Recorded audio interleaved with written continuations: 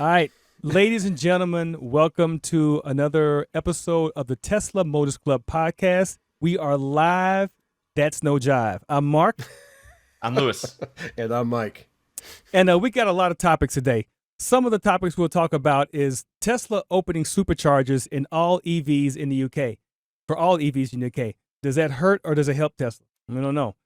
Mike comes back from his wonderful 1,500-mile trip, I think, and he'll tell us how all that worked in his Model 3. FSD speculation. Is it halted? Is it paused? We don't know. And today is the 6-year anniversary of what? The Model 3 announcement. Join us as we talk about these topics and more on the Tesla Motors Club podcast, episode number 5.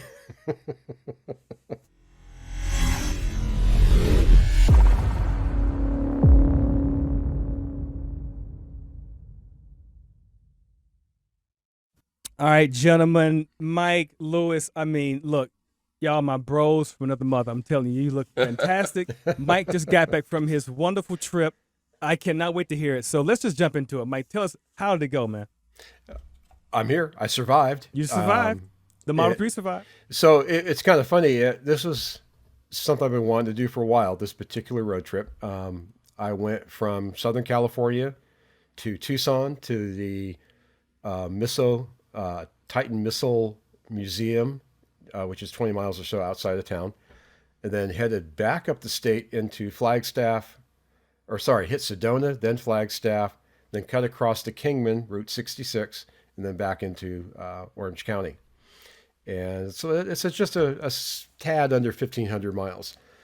And it's funny because I kind of threw the dice with this trip because, as you know, I do have my Tesla, which I love to death, but it's a Model 3 Standard Plus. So, I get like 215 miles max. 80% is about 190 miles. And going between superchargers gets a little interesting at times if you want to stretch the legs a bit.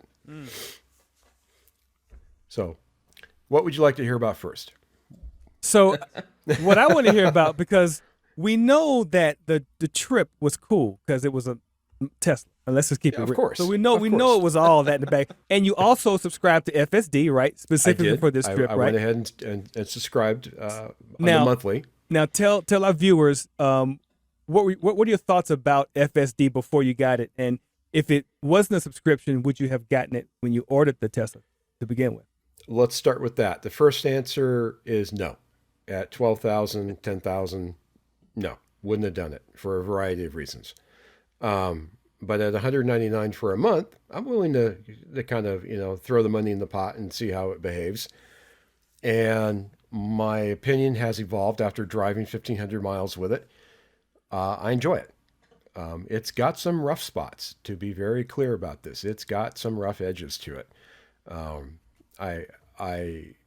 I enjoy it when I've got 150 miles of flat desert in front of me, and it's that mind-numbing flat straight line. Yeah. So Please it really drive helps. yourself, car. Please. Yes, please, because I'm going to drift. I know I am. And we had phantom braking. You see my air quotes here, because being the engineer, as soon as it happened, I tried to figure out if it was really a phantom or was it something I could replicate, which points to a software bug. And every instance I had, I can reproduce it, Sure. with the right circumstance. So I call that a bug. It's a clear bug. The car didn't like changing lanes in the middle of a long sweeping turn. It just completely freaked out because the road's curving, the lines are curving, and it freaked in its default mode. When it freaked was to slam on the brakes at 80 miles an hour. You know what? I'm just curious. Do you know what version of FSD it was on? Because I know phantom braking has been a problem for a while. Worked on improving. I was going to check that, and it just slipped my mind. So no, I couldn't. I can go down now. Well, actually, I just did an upgrade yesterday, so Okay. I don't know what I had when I started. Sorry. No, that's fine. We had the classic overpass that's got a really dark opening and really bright bridge, and the car just freaks on that. The car didn't like people merging on the right. that happened several times, that somebody would just be merging on the right, the car would slam on the brakes. I learned early on to stay one lane over if I could and just let the car ignore it. That made it very happy. But that leads into another issue. So Arizona, the typical speed limit was 75 miles an hour. Now, like most of us, they take that as a guideline, and they're doing like 85. And I'm trying to conserve range, so 85 really isn't where I want to be to conserve range.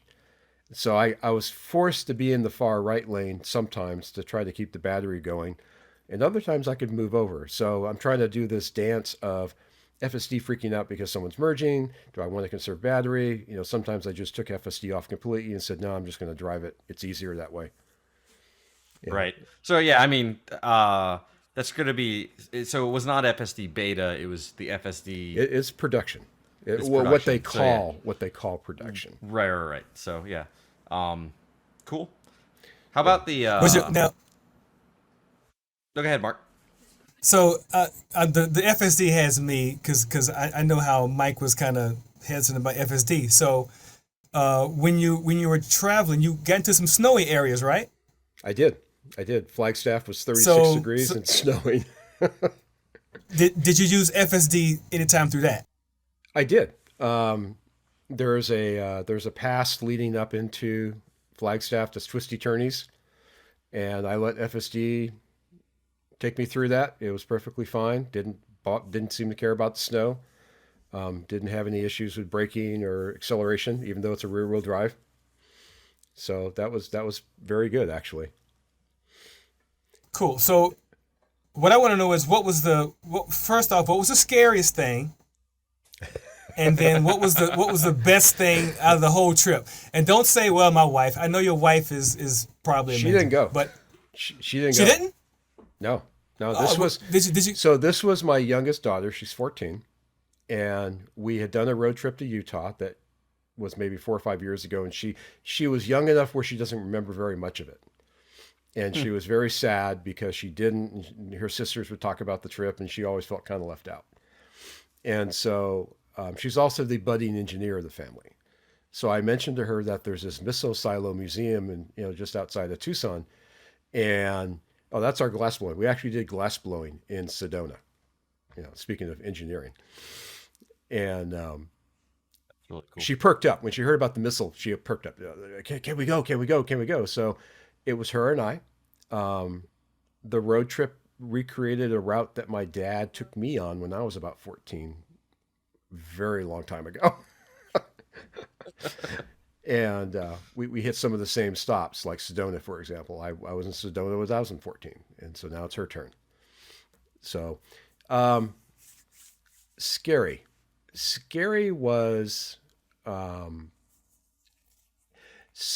leaving Flagstaff with a 90% charge and arriving in Kingman, which is 152 miles away, on 6%. That sounds scary. Shouldn't happen. I mean, I have 190 miles, plus, and I arrive with about 10 miles, 12 miles, plus or minus a little bit of range left. And it comes down to how the Tesla nav system calculates things. It's very good at finding the fastest route. It tends to go towards the low end of your state of charge. It likes to minimize the number of stops, which is why I pushed it to 90% at that supercharger in Flagstaff. What it didn't account for was the fact I was in 36-degree weather, and I lost charge, after spending 3 hours in that weather and driving through it. And it was enough. Or you were a little heavy on the pedal. Well, no, actually, I had learned my lesson going into Flagstaff with that. Okay. For those that don't know Flagstaff in the area, it is mountainous. You're at 5,000-6,000 feet, and it's a lot of up and down, and that alone is hard on the battery. And the Tesla nav system does take that into account to a degree. Their idea of optimal speed is 60, not 75, which everyone wants to drive. And so, yeah, you kind of take a hit with the speed, just trying to stay out of the people's way. I took a hit with the cold at 36 degrees, and it is what it is. But yeah, that was a little stressful because there's very little between Flagstaff and Kingman. There is a supercharger that I could have hit, but the nav system took me past it because it says, "Oh, you'll do fine." Which leads to another thing that if you're doing this with short legs, you want to plot out your route ahead of time. I used a better route. I used the Tesla nav system. I used, Apple Maps. I used Google Maps, and I kind of played with all of this on the road trip. And honestly, the Tesla nav system is probably the best out of all of those. I kept going back to it, but I had to hack my way with it. I would look at the map and say, well, yeah, you're going to get me there at 10%. I don't want 10%. You got 2 more superchargers in between and you're not stopping there. So I would have to go into Tesla map and I would say, here's my whole trip I want to go do. Let it do its thing. I would start my trip. I would get near the first supercharger I wanted to stop at. I would cancel the map and I would pick that charger and it would precondition the battery. I'd stop, I'd charge, and then I'd go back and say, okay, let's pick up where I left off from and go on my way. So Mike, quick question for you. You mentioned because it was cold, the charge degrade and all that. Does the kilowatt hours burn rate change? Like, were you looking at that graph? Like, is it? I was. Does that change because it's cold, or is that just what you're using for your movement, and then the battery's also going down? Is that like a meter that can help you judge that? Maybe on flat level ground you could see it, but when you're going up and down mountains, you're burning anyways. It's kind of hard to pull it out of the noise. Sure. Okay, that's fair. I will say that I use TesLab, and TesLab dumps a tremendous amount of data, which I haven't gone through yet, but I am because I'm a geek and I want to know. So, because it'll take each one of my legs, each time I started and stopped the car, there's a log now. And I can go into the log. It'll tell me exactly how much I had charged, what I had when I got done, what was my burn rate through it, all kinds of good stuff. And do you know what your average burn rate was for the trip? Kilowatt hours? No, not yet. Okay. And it's gonna be off because Tucson was 99 degrees, Flagstaff was 36. Sure. I mean, it's gonna be wildly different. That's fair. So imagine how that would have been, because like I was saying earlier, we're talking about how Tesla now are going to open up their charging network to other EVs. It's happening in the UK as we speak. I think Netherlands and a couple other places. So now imagine if that was already happening here, and you're at 6%, and then you pull up to a charging station, and then But for me as a layman, I'm like, well, hey, it's good for Tesla because ching, more money, right? What you think about that, Mike? No, it's not. You don't think so? No, because you're going to run into the same problem that you can see as an observer at the charge points, for example. So let's do a compare and contrast and see if I can make this a little clear. I pull into Baker, and there's 40 stalls available. That's great. That is abnormal. I pulled into Casa Grande in Arizona. There was six. and out of the 6, 2 were dead. So there's 4. And there is a line of Teslas wanting to charge. Now, you open that up for every little EV, who's going to take 4 hours to charge because they don't have a DC fast charging arrangement. What's going to happen? The Teslas are going to back up. They're going to be unhappy. They bought their Tesla because of the Tesla infrastructure. That's one of the key attractions, or at least in everybody I've talked to. And here's the flip side of that. So let's go to that Grande charger where there was only 4, because when I saw that, the first thing I did is I pulled out PlugShare, which is another app I highly recommend. And I said, show me anything in this town where I can go and get a charge. Turns out there's like 3. And they're all J plugs, which means they're slow. They're 6 kilowatts, maybe. It's not right to take, someone that bought their Tesla and they bought it because of the Tesla infrastructure and to say, sorry, but the little bolt over there is taking up your plug on the supercharger. You get to go over to the Civic Center and get 5 kilowatts. Sure, but I don't know. I agree with you that, right now in the US, right, Tesla has the best supercharging infrastructure of any other, Hands EV, hands down. down, Hands hands down. down. Hands Down. down. That And was that's readily definitely, apparent on the trip. I mean, and that's certainly an important facet, but like, if you imagine, fast forward 5 years, 10 years, and if you scale up to significantly more supercharging locations, right? Because think about like gas stations are everywhere. That took, you know, 80 years to get to that point. Absolutely. So as Absolutely. we scale them up, I could see it not being that big of a deal, especially on the notion of, you're right, road trips, it's a problem. And I could see it where I could see it being a problem is like with the semi, like with the long road truckers and all that kind of Oh, stuff, yeah. it could be a Oh, problem. yeah. But I mean, they could charge while they're sleeping or other types of things depending on routes. But like, for example, for me, so I live in Austin. I'm probably gonna charge not at my house or not at work, like maybe once a month, if that. Probably I could probably go 6 months and only ever charge at my house or work, and that's it. Well- so I don't really care if the superchargers are open up to more people if it funds enough money to build enough of them. So for the let me road flip trips. let me flip that around a little bit. I charge at home a lot. All right? But my EV, my Tesla's got short legs. So I don't have 300 miles of range or 500 miles of range or whatever they're shooting for now. I have 190 on a good day. And I live in a state here in Southern California where there's a lot of distance between places at times. Supercharging isn't necessarily a way of life. Supercharging is almost a necessity, just because of the short legs I have. And I'm not alone. A lot of the other EVs that kind of run 200 miles, 250 miles. That seems to be the sweet spot a lot of EVs are heading towards. So last week I was down in Hermosa, and I did Hermosa Beach. yeah, I did I went to so I wanted to try out their version 3 supercharger because I had never used it before because I can charge at home. So I got there and I went from 72 to 80 and to 90 in like 10 minutes. It was crazy. But I also saw that they now have the Electrify America, those big, huge chargers that they're bringing in. So there's a lot of space there, and there's a lot of space there's plenty of charging stations there for Tesla owners. And I think it's okay. Well, I think it's okay that they have the space that they have because those electrified chargers can be placed, further down from where the Tesla ones are. So I'm going to ask you a question, and you may or may not know the answer. But my question is this: those new Electrify America chargers that you're talking about, do they support Tesla? Because the ones by me here do not. In fact, most of the Electrify stations around me do not. I don't know. I didn't see them, so I don't know the answer to that question. So yeah.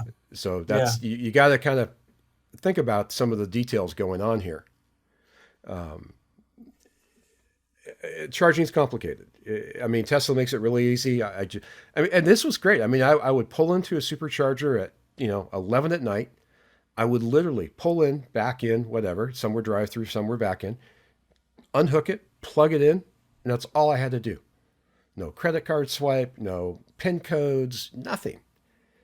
And I mean, that's the way it should be. Convenience. Very much so. Very much so.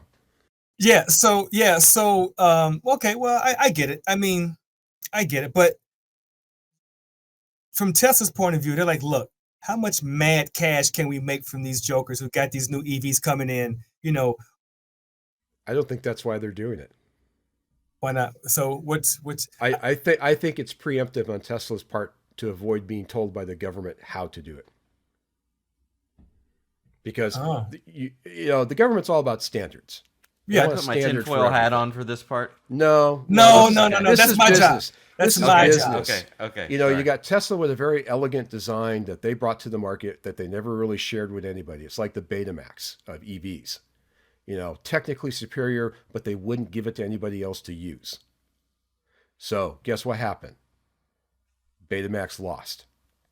And everybody went to, your standard VHS. That's what won. Technically inferior, but everybody bought it. But I mean, wouldn't you say that that's potentially why Tesla may switch over to the other charging ports? I mean, the really big clunky port instead of their nice little elegant plug. I mean, they're doing it because of other markets, right? And We may never know exactly what's going on. Yeah. But the EU basically told them change or die. Sure, that's true. And I mean, Tesla wasn't really pleased about it. What little bit I read that they had let get out into the public, and I can't imagine the U.S. government's going to be any different.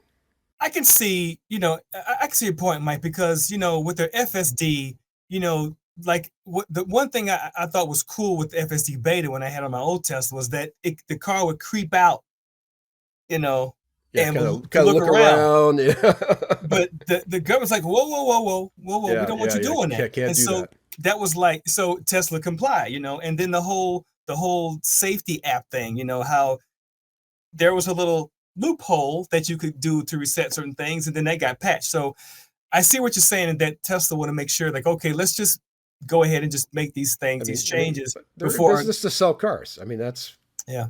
Well, he's in business to do a lot of things, but ultimately it's to sell cars. Yeah, I know. So in regards to charging, there was a guy I saw posted on the forums where he talked about this new service, and it's called Currently, and there's tons of Teslas in LA, for sure, Southern California. And so there's lots of people that live in apartments that don't have the ability to charge. So this new system, for those of you who haven't known, because I found out about it by accident reading something else, is that you download this app. It's currently.io, I think. I could be wrong, but you download the app and you just, it's $25 a month, and you say, look, I'm going to be at Trader Joe's at 5 o'clock, so I need a charge, and they'll bring their vehicle there, and they'll give you they'll charge you up 50 miles or to 80%, whichever one is first, and they'll do it to you. They'll let you do it for 3 days a week, and that's for $25 a month. And the kilowatt hours on that, because someone did the math, it's like, because I pay at home 25 cents a kilowatt, but this one was like I think 0.08 cents. So it's really cheap. And the fact that they will come to your job, they'll come to your home, your girlfriend's house, your mistress's house, wherever you are, they don't care. They'll come to you and connect you up. And all you do is just open the app. Again, Tesla's leading the way. You can you can be wherever you are, press the button, open the charging port, and they just go right to town. So I think that's a pretty good thing. I just wanted to say that for people that were listening, because we were talking about these superchargers, that I think that's a pretty cool little app and a cool little design. I mean, so is that, so I just seeing some of the comments that we had, right? So Cardude 990 said, mentioned the CCS adapters, that'll bring up, open up Electro America and other potential charging. Agree, yeah. So that's one thing. You get your car updated. Does this app, what do they use? Do they do Tesla charging? Do they do CCS? Like, what's their... So they do Leaf. So Leaf, Tesla, and somebody else. But definitely they do Leaf. So they have Leaf is Chatamo, is that right? Yeah. Nissan, I think so. Yeah. So they do two other. They not only Tesla, but they do two others. So they'll already know what you have. Oh, Kia, that's what it is. And Kia, if you get a new Kia, they'll give you like free. It's like free or something if you have a Kia E5 or whatever it's called. So now this is really interesting. So one thing I learned on the road trip is some hotels will offer charging as a feature. Most do not, for a variety of reasons. And it's always kind of a crapshoot, even if they offer it, if it's even working when you get there. They're not always really good about keeping track of that.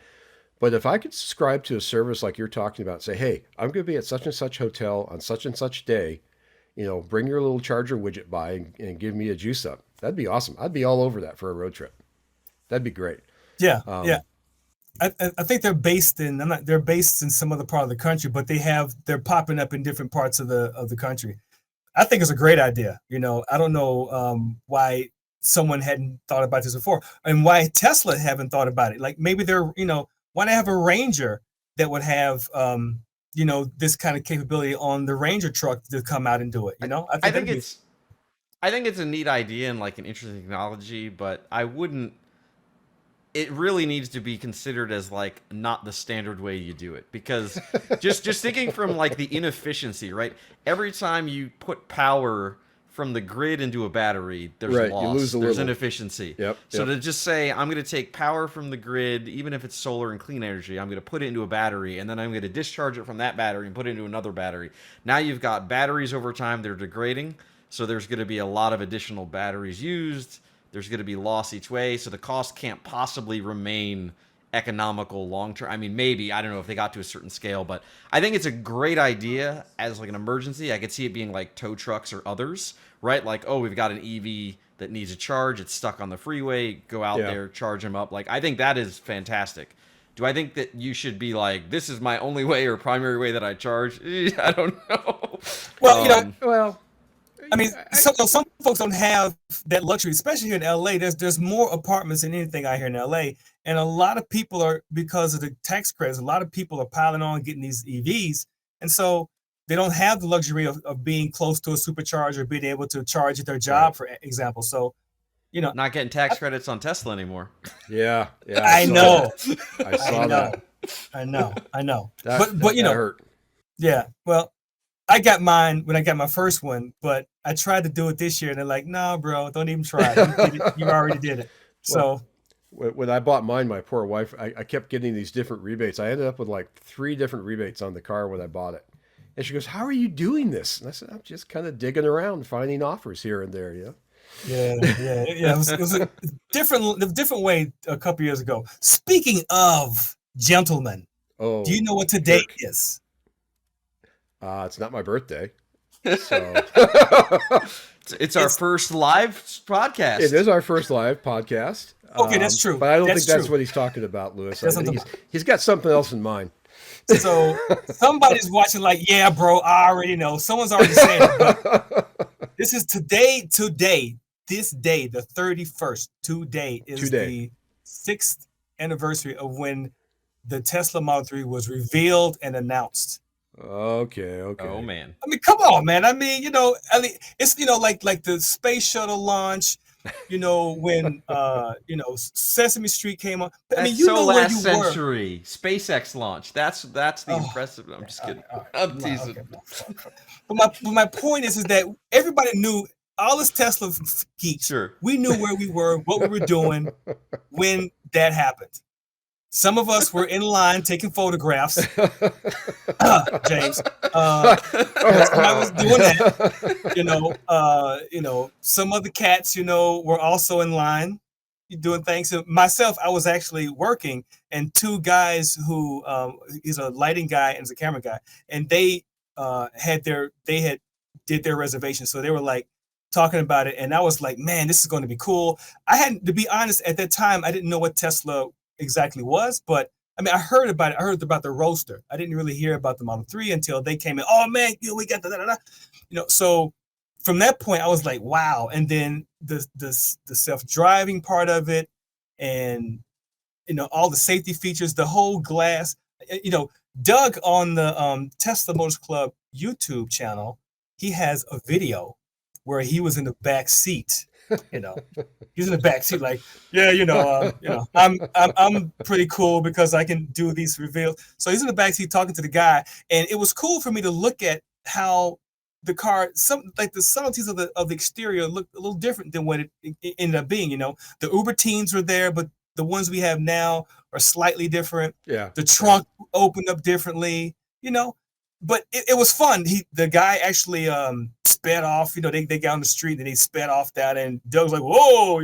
So I had fun. Doug's reaction was and for those who don't know, Doug is one of the founders of the Tesla Motors Club Forum. So just his reactions was fun to me, and I thought it was cool that that we did the first live show, that it was on the anniversary of the Model 3. Well, I gotta say, I'm glad you're excited. I'm happy as a pig. I'm happy as a pig and slop, bro. Pig and slop, man. So I was at the other end of the spectrum on that. I knew it was happening. My father-in-law bought a Model S, so we knew kind of sort of what was going on in the Tesla world. But when the Model 3 came out, I kind of shrugged and said, yeah, whatever. someone's going to buy the company for the battery tech, and the Model 3 is just going to be vaporware. It's just going to evaporate, or it's going to die. It'll be something to make a few of, and it just kind of goes away. And here I sit today with a Model 3 parked out in the driveway. Right. just got off a 1,500-mile trip with it. That's right. This curmudgeon has changed his mind. So how does it make you feel? I mean, would you have ever, if someone betted you, like Mike, I bet you will actually get one of these cars, because you're an old school gearhead guy. You're an old school dude. I am. So tell the audience what car, if you are comfortable, what car did you have at the time it was announced, if you remember? 6 years ago. What did I have then? Was it a car did you mod it on, or was it just a regular, a daily drive? No, that would have been one of my Exploders. I've had 2 Ford Explorers over the years. And I'm one of these guys, I bounce constantly, car, truck, because I really want both, and it doesn't really exist, or it's getting closer now. But back then, I had a truck then at the time. So, but it was an SHO. I bought the options, so it had a little different loadout than most people had in their Explorers. So I mean, from my perspective, I feel like you were both right. The Model 3, revolutionary, great car.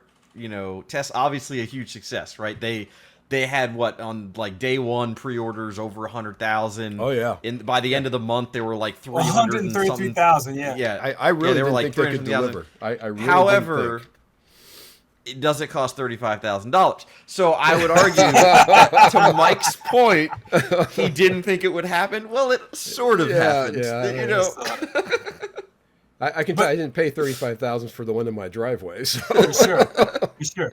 And and all of us can't be like Lewis with his Matrix headlights and his Tesla Model S Plaid.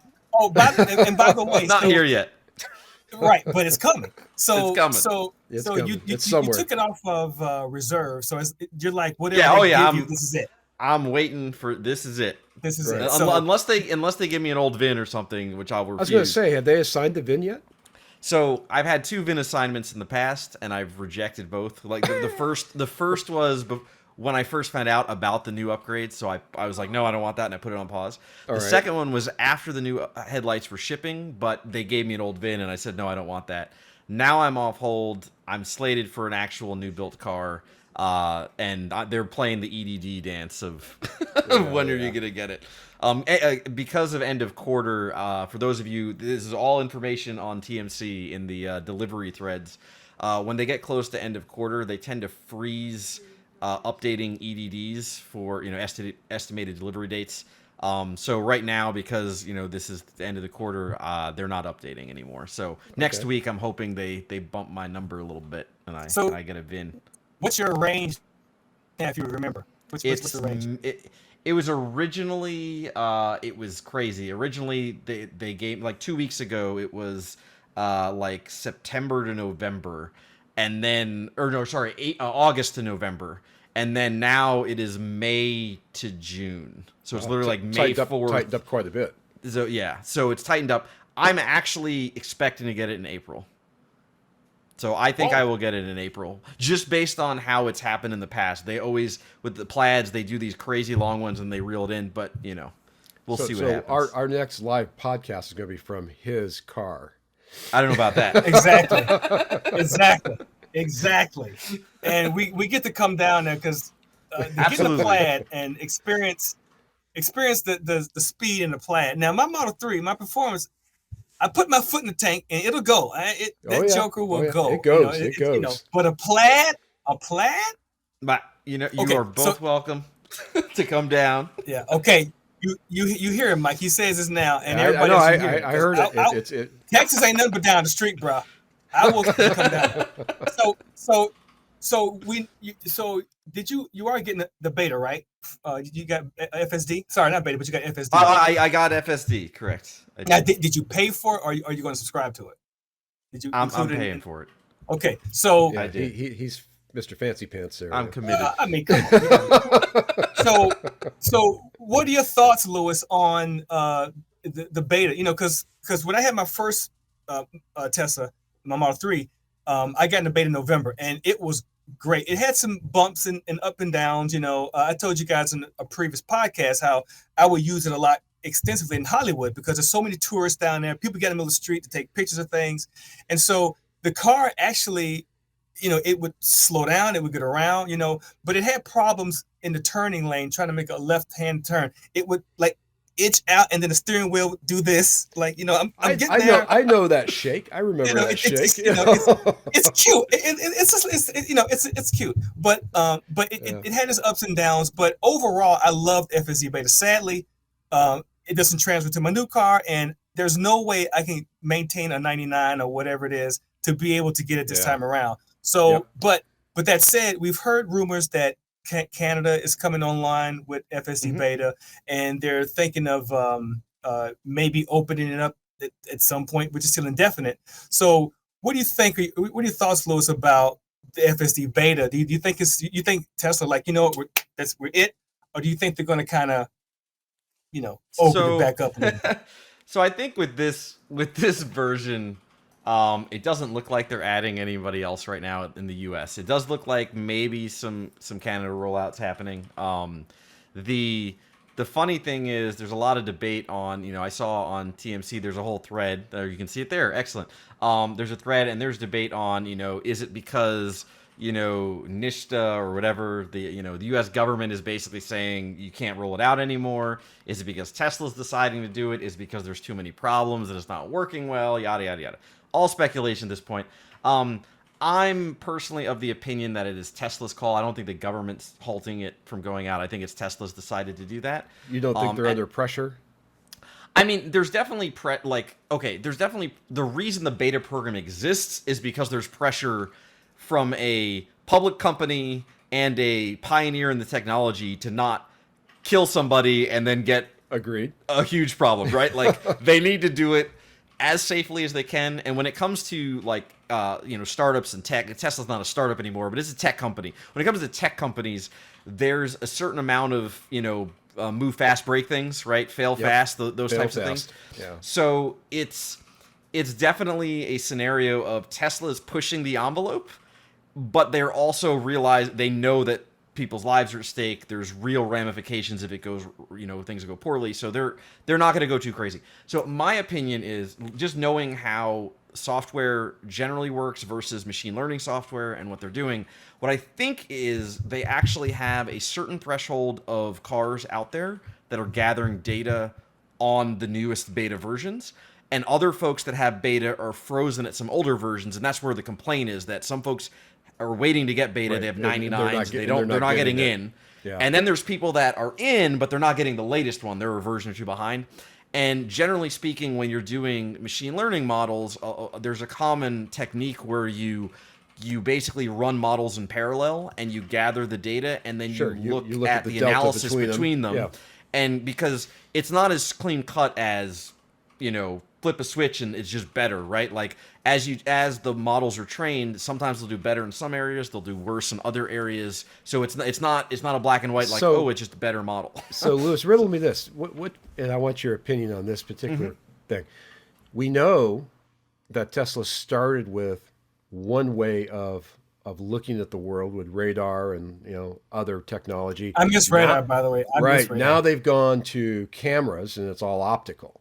Sure. Do you think that has any bearing on the fact that the FSD is kind of in this never state right now, where people are stuck and they're not moving up to a different version? I honestly don't think that's the driving factor. I mean, it could be, but even cars that have radar, right, they're not using radar if they're in FSD Beta, and they even just pulled it. So to get the new headlights, I lose radar. They pulled it out of the Model S's and X's.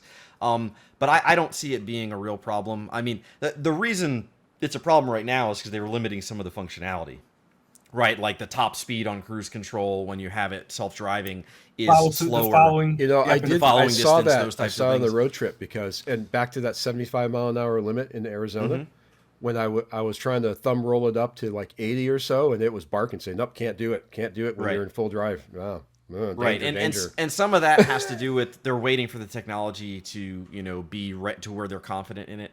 But I still don't radar is good and useful. All sensory input can be good and useful. The problem is when you have those redundancies, right? Like when radar says this and cameras say something else, who do you believe? Yeah, Right, like who do you trust? So it's not just a simple solution of you should use both. Adding lidar, same thing. Lidar screws up sometimes.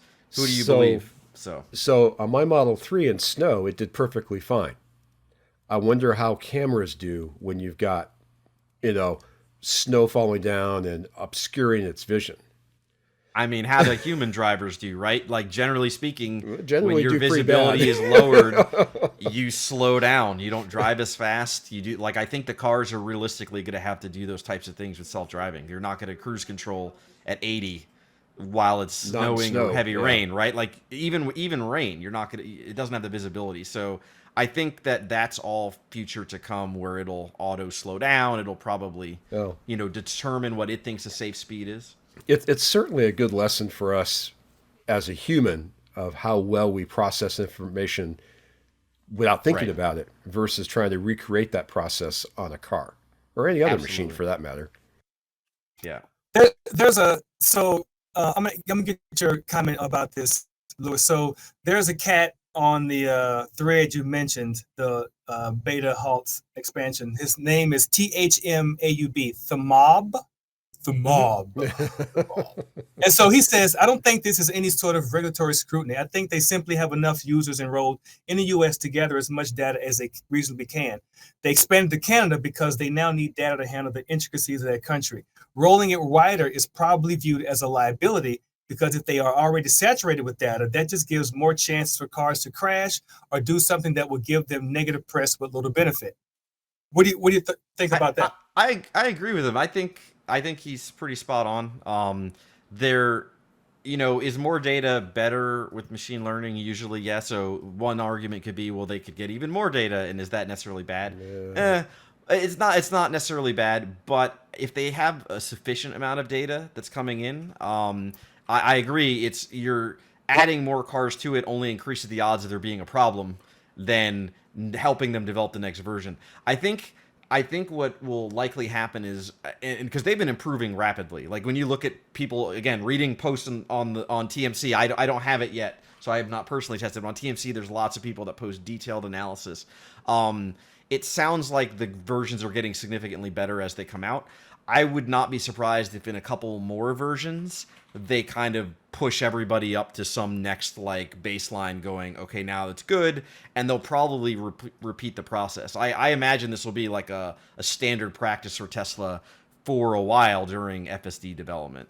But yeah, it sounds like it's getting really good though. So maybe in another version or two they'll give it out to more people. I'm certainly hoping that I'm going to be able to get it when I get my car, but I know that right now I won't. Right, like even if I have 100, it's not going to happen. Yeah, it's very difficult to maintain that, at least here in LA. But because I'm interested, so because you said something, Lewis, that was interesting to me. So about cars giving like too much information is not a good thing. So for me, the layman, because I'm not as software savvy as you are, break it down to me a little bit more. Like, why is that not a good thing that you're giving the neural net this extra data in certain things? So in your opinion. Yeah, so with deep learning and neural nets, usually more data is a good thing. The problem is cleaning up the data and labeling the data and preparing the data to use it for training, or to use it even for validation and other types of things. So really, I think that if they have too much data, it's more to do with who's processing that data. That's going to be somewhat manual. I would imagine they'll have some tooling. They definitely have some automation in there, but I would imagine there's going to be some level of manual intervention, some semi-supervised or some kind of labeling, to where they need to clean up the data to then use it to train. And they could be saturated at that point. So, yeah, I don't know. That's kind of my thoughts on it, why you wouldn't want more. Otherwise, outside of cost of transmitting and storing the data, you want more data when it comes to machine learning, right? Like there's no reason otherwise. So that that's cool. I mean, I was just curious because I was interested in like, wouldn't more data make sense? But your post makes sense. So anyway, moving on from that. So there is a comment we have from a Keytar on YouTube, King Eric the Red. Very cool brother. He says he has a question about Polestar. Do you think will Polestar create a competition for Tesla? Already What has. do you think? Now, I want Mike to answer this question because Mike Mike is like, I got this. So I got this because when I looked at the Tesla, Polestar was my very, very, very close second choice. And I spent a week kind of bouncing back and forth. I had one on the screen, configured, ready to drop the order button. Well, it came down to that the Model 3 had been built for 4 or 5 years at the time. The Polestar, while it's based on Volvo, is a relatively new car. It's new for them. And the tech they're using is new. And I'm going, do I really, really want to be on the bleeding edge, or do I want something where they've kind of worked out some of the wrinkles? It's a little better supported if parts are needed, this type of thing. So I ended up going with the Tesla. That's the only reason I went with the Tesla, really, is I felt it was better supported. But now, I do believe it's competitive. Now, I know we haven't talked about this officially on any of our podcasts, but you had made some mentions about the design of the Polestar, the front trunk, for example, and how it looks like a car.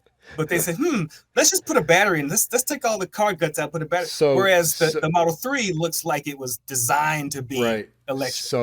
So being a geek and being bored and having time in my hands late at night, I started a thread on TMC that was kind of a private rant about frunk design. And I liked that thread. It was interesting. Yeah, it's a geeky thread. I mean, and the thrust of it was really this: you've got all these manufacturers that get to start with, for all intents and purposes, a greenfield, or what we call greenfield, or what you might call a version design, a brand new design. Here it is, blank sheet of paper. Have at it. Some companies like Tesla, for example, have given us a very elegant design on the infrastructure underneath the frunk. It's wired cleanly, it's plumbed cleanly, you got space. I mean, you open the frunk lid and I can put a fair amount of stuff in that frunk, which I did for the road trip. I had all my emergency supplies in there. Other companies have some challenges when it comes to that. Sure. And Polestar is one of them. Yeah. So I put up some pictures that kind of did a compare and contrast, like, the Polestar, the Mach-E, the Tesla. Other folks have contributed, like the ID4, the new Volkswagen. I forget what the bus is. I can't think of the name, but it's kind of gone from front design storage to front design impact and crush zones, and how much does that play into it? For anyone that's interested in automotive design and geeky, this particular thread is really kind of fun to go work your way through and see what folks think. Yeah, and you can see on our screen as we start scrolling through, that's the Polestar. It's not much storage. What actually got me looking at the Polestar frunk was the fact that somebody had complained they put down a piece of bubble wrap, and that was how they got a frunk. They had just enough room to put a mobile charger with the bubble wrap down, and that was it. So about the Polestar, so if the infrastructure was in place like you feel Tesla is, you would have been like, I'm going with the Polestar. It would have been. I probably would have, and the tipping point for me personally would have been, because I looked at the Polestar. I've actually physically looked at it. It's more refined. It's got more. It's more of a car and less of a tech gadget. So I came out of an Audi A. I came out of the Audi world. I had my Audi A3, good German engineering, and that's always been kind of a sticky point with me about the Tesla. Mm-hmm. I've grown used to the minimalistic interior. I kind of like it now, but the fit and finish, it's not my A3. It really isn't. Sure. And the Polestar kind of has that feeling to it that I want. I want the fit and finish. I'm buying a high-end car. I want that finish, and it's got it. And we have to remember, you made a point about this. I'm not sure if we said it on the podcast, but you made a point about how people complain, rightfully so, that the Model 3, being a luxury car, would have gaps and panel gaps and such. And you said, well, let's think about this. The Model 3 is a scaled down version of the S. It's not a luxury car. It's an EV. It's a test bed on how to mass produce EVs. And unfortunately, the price point puts it in competition with luxury cars. So people look at it and say, well, I'm spending now, $65,000 on a car, and I'm looking at everything else in that same price point, and they're comparing it. Right or wrong, that's what's happening. I mean, but even the more expensive, the Model S and stuff, right, which quote unquote is a luxury sedan, again has the same problem. They have some fit and finish issues. They're getting better, but I mean, there was actually a thread I saw on TMC posting about how even other super high end cars have problems too, right? They showed, it was like a video clip of a McLaren that had bolts that weren't in. I agree. That's not a luxury car. That's just an expensive car. Built for all intents and purposes. Sure. Tesla's built by robots. But it's expensive. I get it. But it's still a hand-built car. But with hand-built, though, you would expect, panel fit and finish issues to be good, right? Because you're adjusting. I would imagine the people buying the McLaren are not concerned about fit and finish as they are pure horsepower. Sure. Okay, let's ask Lewis. And that's true to the S. No. Let's ask Lewis. Lewis, I'm going to put Lewis on Front Street. Lewis is getting a Model S Plaid, That's right. Which is not a cheap car. So, the Tesla Lewis, McLaren. Lewis, would you be upset if you opened up your trunk and saw a bolt that was hanging off? Right, it's got a lay in there, yeah. Would that bother you? Or would you say, it's a Plaid, no big deal? It goes 0 to 60 in 2 seconds. I'm good. I would probably be upset purely on the grounds of wondering what else was not securely fastened. That's my boy. That's my dude. That's what I'm saying. If you're gonna pay coin, I mean, look, I want to open the trunk and have a fairy come out and just blow some dust. Like, hey, you are just this magical guy. When you're paying that kind of dough for this kind of car, you want something for it. Perfect. You want a white glove that went through all the things and all this kind of stuff. The Model 3, I can understand that. You know what? It's within spec. But the Plaid, you're like trademark within spec. Yeah. My spec or Tesla's spec? There seems to be a difference. So. Yeah, but it's a McLaren. It's just a McLaren, Yeah, I agree. But again, Tesla has gotten a lot better. They have. I've been watching the delivery threads. They absolutely more and more people are posting saying fit and finish has been spot on. They haven't had panel gaps. So good job, Tesla, on improving. And to be honest, I mean, I've read about people having engine failures and other issues with their brand new cars. I've seen that with other brands. I mean, it's not specific to Tesla. I'm not sure they see it as much, but anytime you mass produce something, not everything's perfect. Sure. But there are days I wonder if Tesla's being held to a different standard just because it's Tesla. And of course they are. Of course they are. I'm sure you guys, we've all seen it where these enchanting YouTube influencers jumped the Model S Plaid. I'm sure we've all seen this by now. If that was a Mustang, would people care? Oh, they would, but it wouldn't be such a newsworthy event. It wouldn't have gone that viral. Yeah. My point. So people hate on Tesla. People say, it's an IKEA car. Zappa dappa doo. But then what? People lining up, waiting months to get the Tesla. That's right. Sure. And you got haters coming to the forums saying, the Tesla's that. But there's lots of people that are getting it. Now, my first Tesla that I had, a 2020 build, which I told you guys, it was built on the last day before they had to shut down for COVID. So I was scared. I was freaking out like pimp a one hoe. I was freaking out. So I was like, I got the car. It was perfect, no problems. And then I got my other one 4 weeks ago, and it was perfect, no problems at all. So I suspect you're the majority, actually. I would agree with that. Yeah. I mean, there's going to be, because I read someone in one of the forums, the threads, where he got in his car and he had errors all on the screen. But he was at Fremont. He got into the Model 3 and it just had can't drive, won't charge, won't everything. And luckily he was there, and they gave him a brand new car. So someone who had a reservation, their reservation was canceled because they gave him a car. Yeah. So it's crazy, man. But again, Tesla is what it is. It's one of the best EVs out there. It's going to get better. For sure. It's got its own infrastructure. It says, you know what? There's no electric infrastructure out here. Guess what? We'll make our own infrastructure. We're back to my comment that Tesla, the Model 3 in particular, was a lesson in how do I build mass-produced EVs? How do I do that, start to finish? Because it's not just assembling the car. It's how do I design it? How do I build it? How do I support it? How do I get them charged? Sure. I mean, that was all new by and large, until Tesla, broke ground on all of that.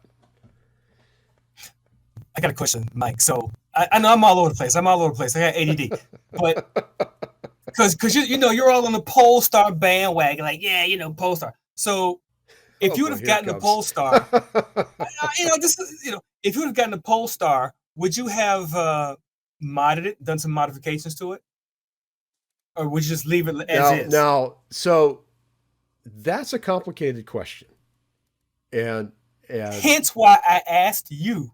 And here's kind of my thinking. Would I mod it? My first answer is yes. The longer answer, and probably the more realistic answer, is I couldn't.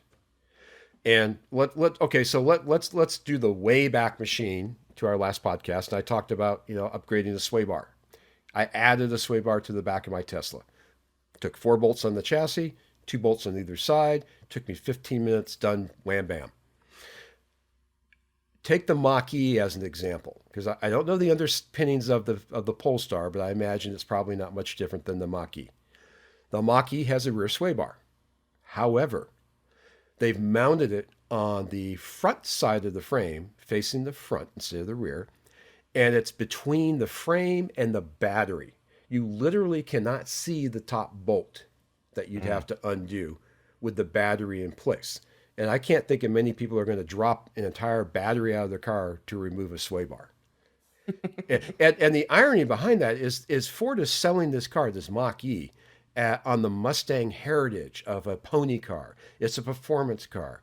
Come race your Plaid. Come race the Tesla, the boys with your Mach-E. It won't win. Right. And we're not going to let you mod close. it because we've buried all the hardware so you can't get it off. So, sure. Like I said, the first answer is yes, I'd probably try, but the longer answer is I'd probably get stymied. but in your opinion, you would say that the Polestar would be pretty refined already. Like it would be. Well, it would have. Okay. But not necessarily for modding. Well, that see, I was going there right, because a lot of the Tesla boys and girls like to go play track. They mod their cars to be a track car. That's a real popular thing. Between the coilovers and suspension adjustments and all the new tires and stacking tires. I will likely do this. You're right there. That's not the Polestar audience. That's not their demographic. So I don't see the Polestar being in that camp at all, really. Okay, fair enough. Okay, we got a comment though. The BMW i4. Yeah. Your thoughts about it? Volkswagen, BMW, all owned by the same people, I think. So I'll say about the i3. So before I knew what Tesla was, I remember the i3. And I was like, I've always been a BMW. I was a BMW fanboy. I was like, you know what? It'd be kind of cool. But then I started researching the BMW i3, and it has like a little lawnmower Yep. engine in it, You're right. and it was BMW like, Audi. it suddenly became kind of like not worth it. It was a BMW, but it wasn't built like a BMW to me. So now the i8 is cool, but it wasn't for me. So I don't know anything about the i4. I thought you guys might know something about the i4. So first, I personally don't have strong opinions on the i4. I would say Mike might have stronger opinions on it. First, though, as someone who used to live in Germany, I have to correct all of you and say it is actually pronounced BMW. You say BMW in Germany, and they're going to look at you like you're nuts. It is a BMW. So Second of all, Volkswagen and BMW are not the same. It's Audi that they You're right. They got. But so it is a separate company. But no, I'm just teasing. I say BMW all the time. I just think it's hilarious because when I was there, I was like, "Ooh, nice BMW," and they're like looking at me like I'm an idiot. Well, I've had two BMWs. I'm going to say BMW, and my last was many years ago. It was a 525. Loved the car. It had some quirks to it. One quirk, it would cruise at 100 miles an hour in the freeway without thinking twice, and that led to some rather interesting conversations with the police. But if BMW holds to their heritage, I would think the i4 would be a very fun car to have. I don't think there'd probably be much need to mod it unless you wanted to build an absolute track beast. And let's be clear, anytime you mod a BMW, you pay a lot of money anyways. The parts are expensive. Sure. That's one of the beauties of Tesla. The parts are even, I hesitate to use the word reasonable because I just prided a set of coilovers, but they're more reasonable than others to work on. Sure. All right. Okay. All right. Okay. Fair enough. All right. I think I beat you guys up enough for one podcast. I think, Mike, I was really trying to go in on you on this Polestar thing because earlier I remember you were talking about but I knew you could take it, so I dished it, but I knew you could take it, so it's all good. Anyway, but I guess we'll go ahead and wrap it up for everyone here on YouTube and who's listening to us. So as always, if you're watching us on YouTube, please like and subscribe. We want to hear all your comments, your questions you may have. Share them with us on the podcast section at teslamotorsclub.com or here in the YouTube comments. If you would like to support the podcast, please consider becoming a supporting member on the TMC website. And there's a section for that. If you'd also like to follow us on social media, those links will be in the description. So again, thank you, ladies and gentlemen, men and women of all ages, for coming out, hanging out with us in our first live podcast. We usually do them and publish them on Tuesdays, but today we felt what? Let's check it out and have you guys come and hang out with us. So we really appreciate you guys coming to hang out with us, giving us questions. Next time we do this, please, invite more friends to come out. People who might want a Tesla or might be into a Tesla. Have them come out. Have them ask questions. Try to punch holes in it.